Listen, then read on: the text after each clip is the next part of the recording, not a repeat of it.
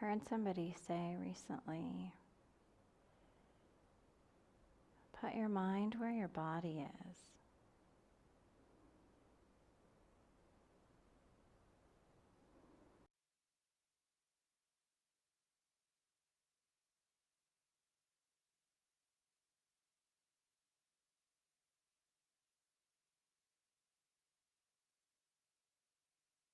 I like that description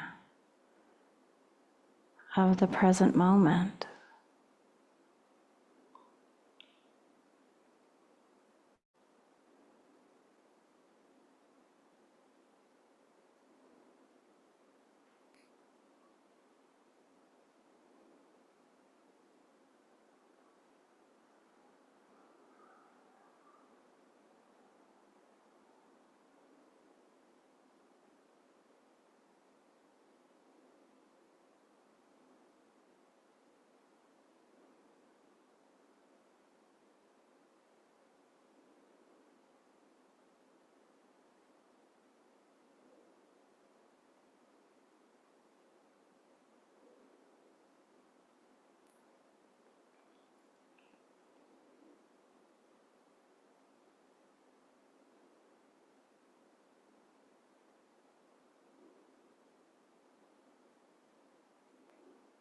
So just allowing the attention to sink into the body.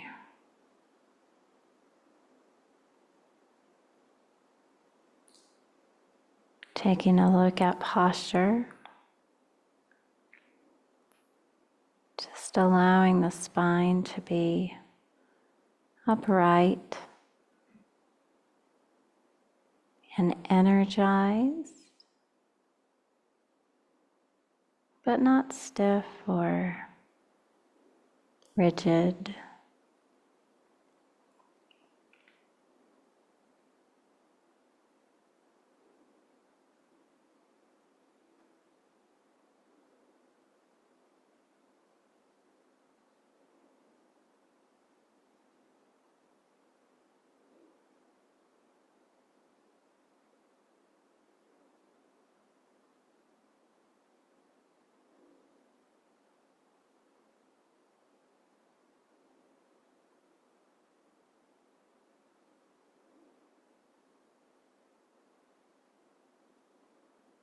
Letting the head sit just gently on top of the spine, as if it's sort of floating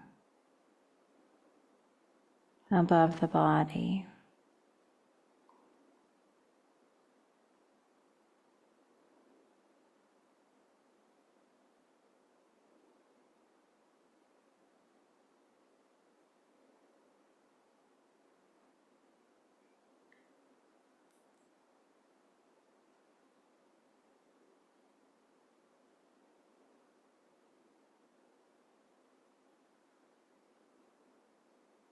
If you're prone to restlessness, just getting really comfortable in the body.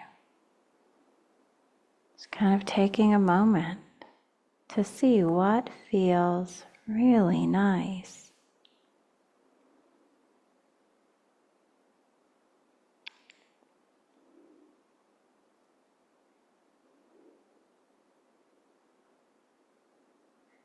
If you're prone to sleepiness, opening the eyes, letting the light in,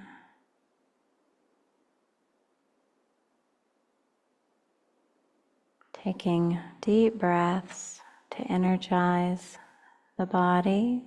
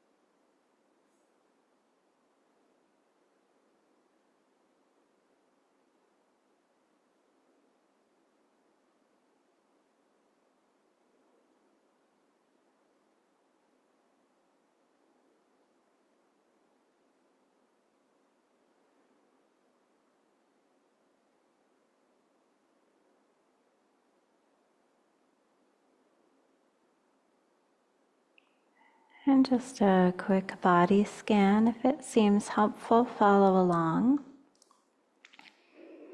Otherwise, just settle around your normal object of meditation.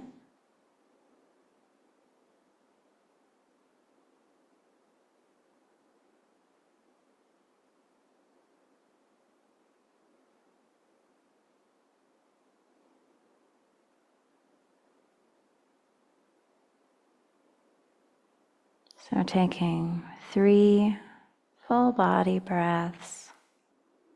On the in-breath, thinking boo, and on the out-breath, thinking do, boo, do, awake.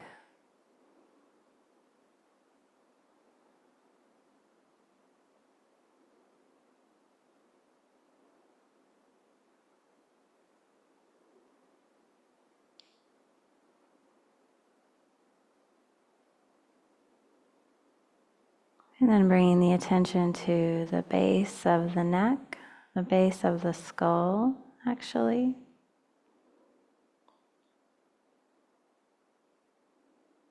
Picture the breath coming in, inhaling all the way down both sides of the spine. And then letting the breath exhale out of the back. It's just, using our imagination. Breathing in through the base of the skull,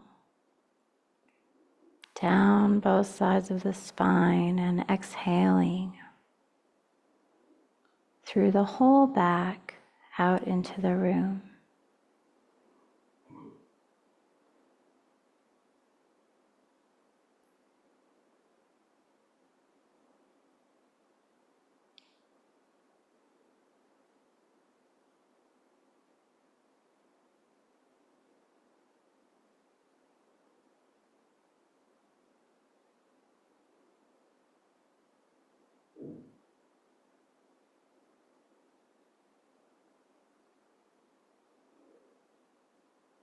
And then inhaling again through the base of the skull, and just watching the inhale travel down the shoulders and the arms into the hands. And then exhaling out of the hands, each finger into the room.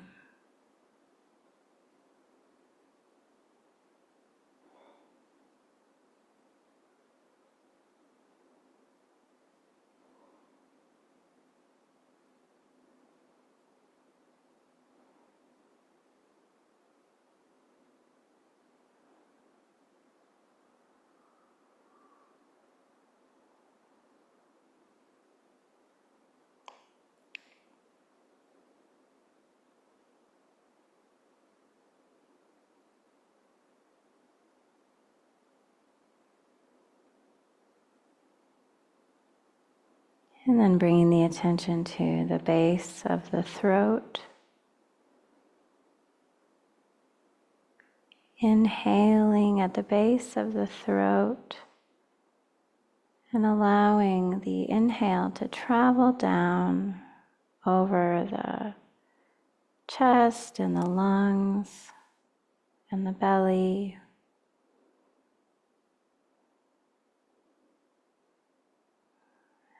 And exhaling through the bottom of the back into the room.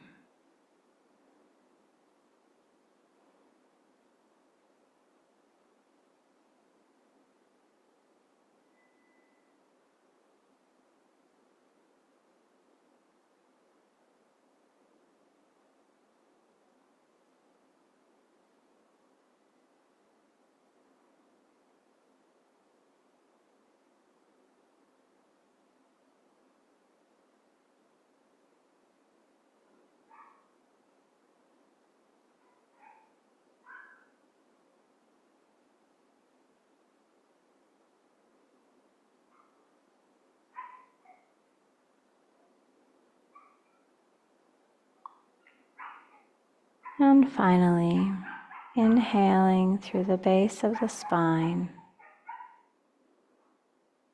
watching the inhale travel through the hips, over the knees, through the legs, and out the bottoms of the feet and each toe.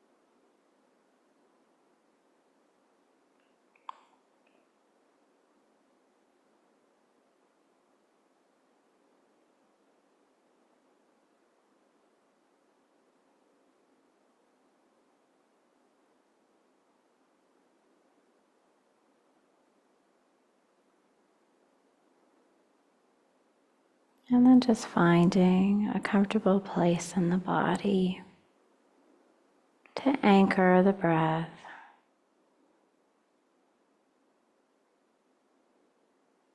In the heart area and the solar plexus, at the belly, at the nose, or even the whole body breathing.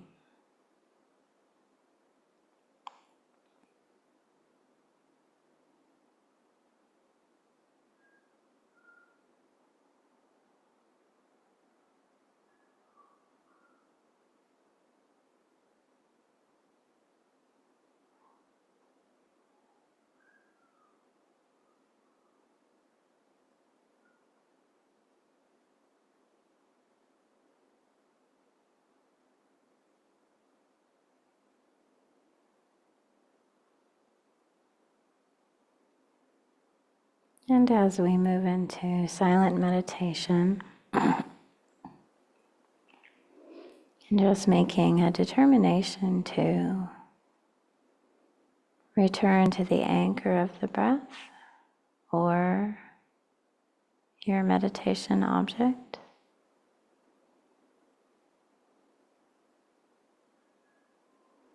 while occasionally checking in with the body.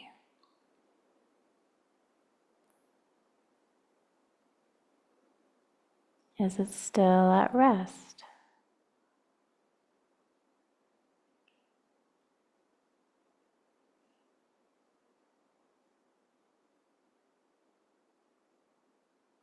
Is there a full body awareness?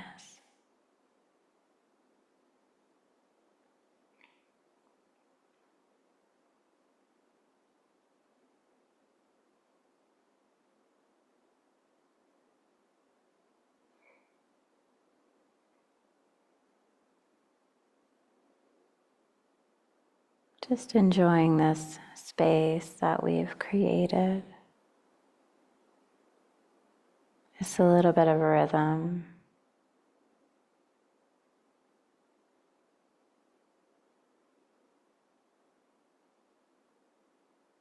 Even enjoying the effort, the determination that it takes to do the meditation, to come back to the body, instead of becoming entranced with thinking or the deliciousness of sleep.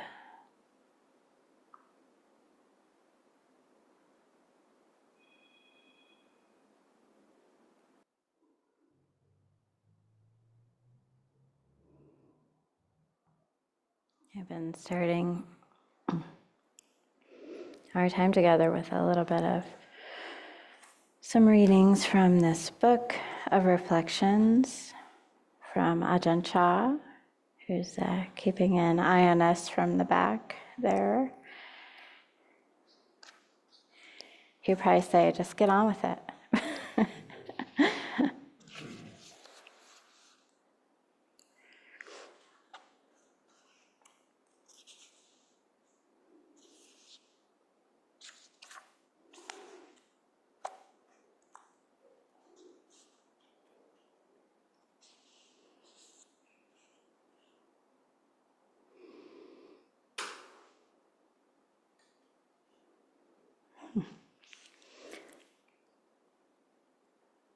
A clever person watches others, but he watches with wisdom, not with ignorance. If one watches with wisdom, one can learn much. But if one watches with ignorance, one can only find faults.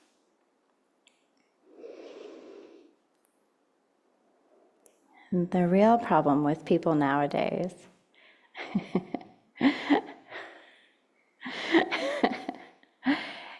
is that they know, but still don't do. It's another matter if they don't do because they don't know. But if they already know and still don't do, then what's the problem?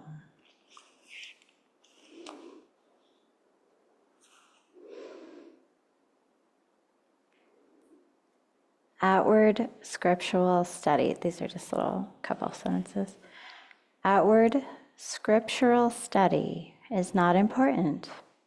Of course, the Dhamma books are correct, but they are not right. They cannot give you right understanding. To see the word anger in print is not the same as experiencing anger. Only experiencing for yourself can give you true faith.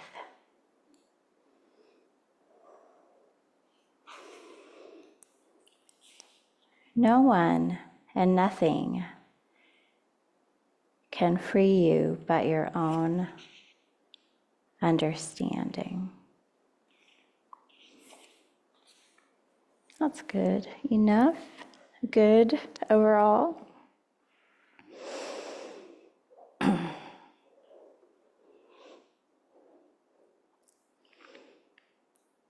We do have a lot of great offerings coming up here pretty soon. Maybe if I work them into my Dhamma talk, then we won't have to do an announcements section. We do have an introduction to meditation class coming up, and Matthew Grad is going to do his Buddha's Basic Teachings class again, which is so wonderful. In the fall, we just had Ajahn Krunadhammo here last weekend, and Ajahn Jeff is coming in October. Yeah. He has been coming, Ajahn Jeff, Ajahn Thanissaro, some of you might know him or have studied with him. He's been coming here for 25 years, the longest running steady annual monastic guest to Portland Friends of the Dhamma, as I understand it. And he's such a generous teacher and friend and scholar and meditation master. He's really just, we're very lucky to have him in the family. And so, of course, one of the things that I've taken over from Sakula in this transition is inviting the monastics and setting up their schedules and finding them places to live and eat and, organizing their teaching schedules and things while they're here. And Ajahn Jeff, he's a pretty sure thing. He comes every year around Halloween. But we had checked in with him earlier, and he sort of forgot that we confirmed the date, and so Sakula checked back in with him in May, and then here it's August. And I was like, what if I mess this up? Oh no! So I texted him, or I emailed him and just said, I know you're confirmed, but let's work out the details. It's been a bit of a whirlwind with this transition, but I'd love to get you settled, get your visit scheduled or settled. And, if you know Ajahn Jeff or any of these monks really, they just kind of cut through the blank, cut to the chase. Hi, Jessica. I hope this new role is not getting in the way of your meditation practice. I'm paraphrasing a little, but just a little. And it's so perfect. It's so lovely. He just got right to it. Not congratulations. None of that silliness. I'm sure he thinks,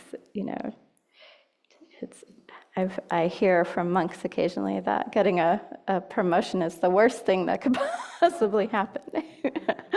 So there's so much doing.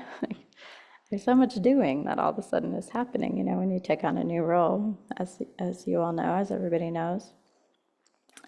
So that was a great reminder, of why this is different than the world, than our jobs, than our 9-to-5s, than our corporate affiliations,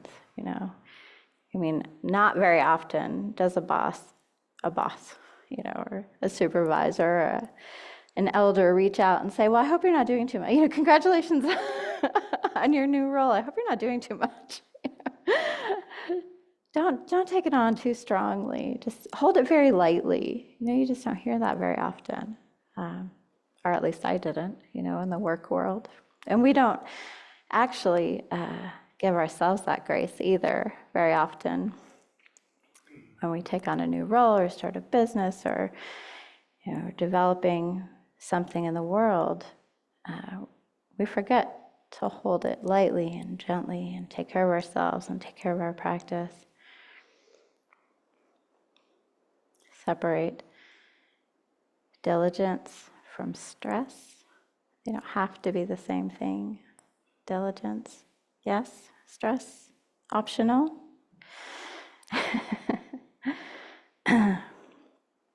But what was interesting for me was that, he sort of said that, and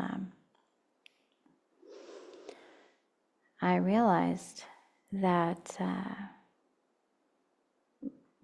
taking on this new role has quite energized my practice. It's, increased my diligence and interest. There's something about taking on the responsibility of the well-being of a community that really makes me want to keep my side of the street clean and well stewarded. A few of you saw me putting up posters in the cloakroom over the break, and that was part of what I do, I make pictures on Canva and tack them up around the building, and I've done that for years. And it's, fully administrative and super fun and, internet computer silliness. But holding it the right way, holding it as a piece of the practice, a part of stewarding the well-being of the community, taking care to get the word out about the programs that our community is so strongly supporting right now. It's no small thing, and it feels really good. And it feels like part of the practice to do these funny little administrative tasks. That's part of the gig, But also, getting up every morning and sitting in meditation.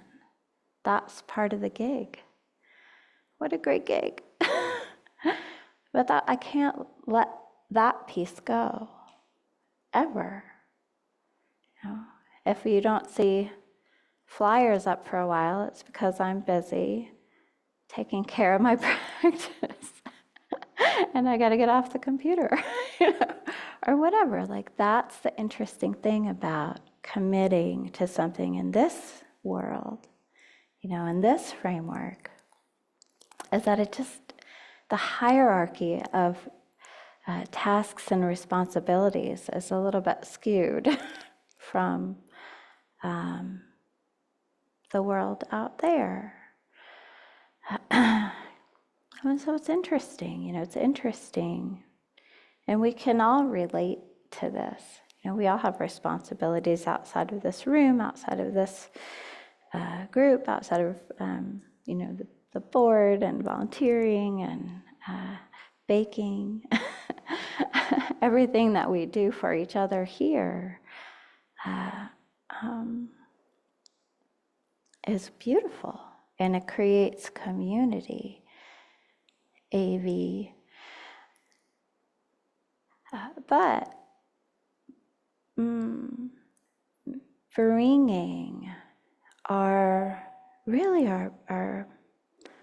best selves, our Kalyana Mitaness, our spiritual friendship to the room, to the community, to our tasks, is the most important piece.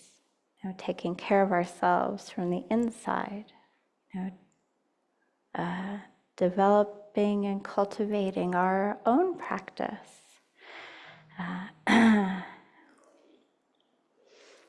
being really clear about our integrity. That's what we're bringing. That's what is really the foundation, the lifeblood of this community. It's not a material dana or time or snacks. Okay, it's snacks. What really has sustained this community over 25 years is people doing the work and then bringing that to each other. And this is a place where we can practice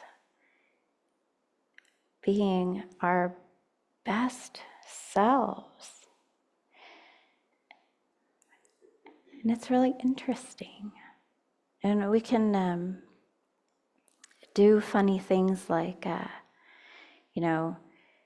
take silverfish out the door, in front of our friends and not have to explain it. I'm just saving a silverfish. They're super gross and scary. But my job is to set them free. No, there's no explaining it. Those who are living by the first precept are escorting the silverfish out. Or,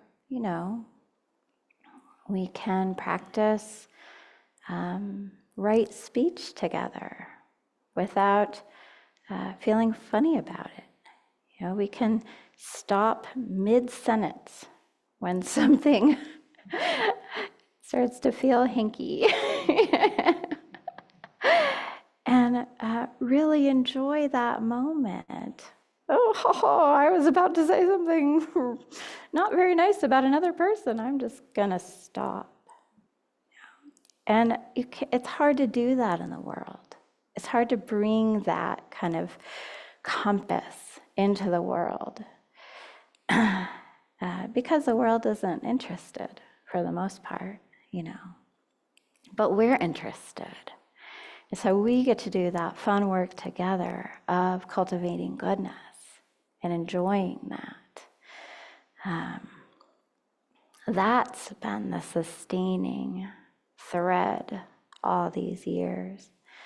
That's why people like Ajahn Jeff, who's kind of famous, if we're honest, like he's a bit of a bigwig.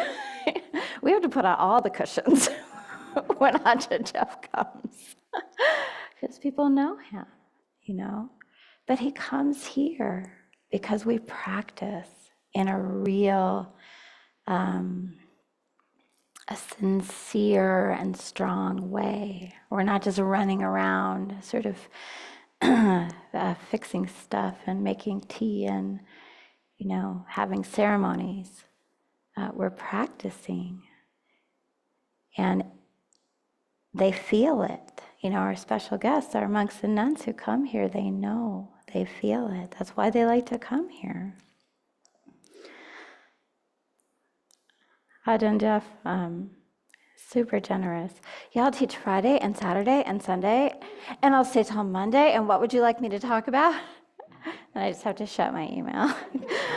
I don't know everything. What don't I want you to talk about? Wait, let me ask some other people. No, I don't care what they think. What do I want you to talk? You can get really attached to having these kind of masters, come here. It's not a great word. Really learn it and practiced. Alms mendicants, come here. It's a longer but better phrase. And we enjoy serving them, we enjoy taking care of them, we enjoy supporting them. And it's all from this place of really grounded generosity. It's not because they're famous, Ajahn Amaro, who is he helped found Abhayagiri, which is the community, the monastery that we're affiliated with in California. About 10 or so years ago, he moved to England, and now he's the abbot at Amaravati, which is the big first Western monastery in our tradition.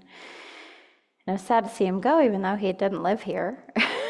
He lived in California, but it was still sad to see him go because now he's across the pond. It's going to be harder to connect with him. But he came back a couple times. He came to Portland.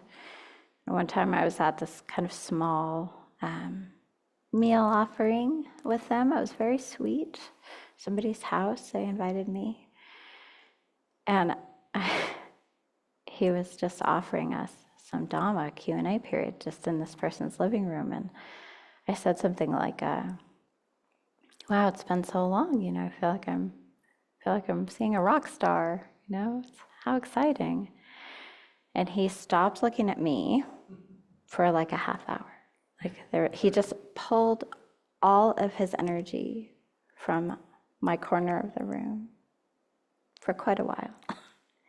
And I felt it, I know them. I've been studying with these monks for years and years and years. And when you've gone in the wrong direction, they let you know pretty quickly. Oh, he's not anything. He's here spending time with us because we support him and our practice is good and it's sincere and it's strong. It's not about him. So just watching, taking these kind of cues from our teachers is really important. It's really gracious to watch and learn and appreciate and straighten up and fly right. He said that in a talk a while ago too. The best thing that you can do for your teacher is not, I think he used the give them an apple, not give them a gift. It's to put their teachings into practice. And that, of course, applies to the Buddha, but anyone that we've determined to learn from. Am I really listening? Am I paying attention? Am I honing in? Am I getting it? Am I trying to get it? How can I put these teachings into practice?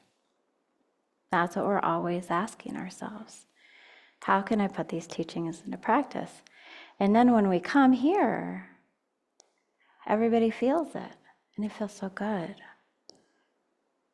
Everyone's trying to put these teachings into practice, and we get it, we feel it. It's enjoyable. There is no, thus have I heard, enlightenment without joy, according to the Buddha. Joy is an enlightenment factor, but it's a wholesome joy.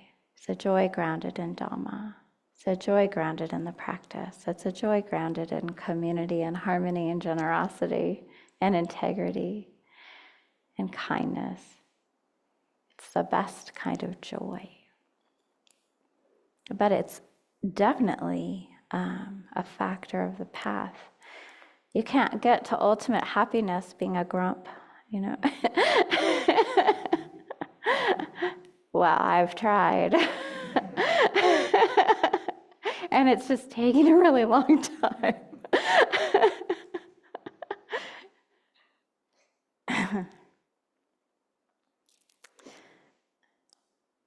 So I think I will, I'll leave it there. Some wisdom from my 20 years of being a grump. And then enjoying joy. That's why it's getting fun. So I wish that for all of you as well.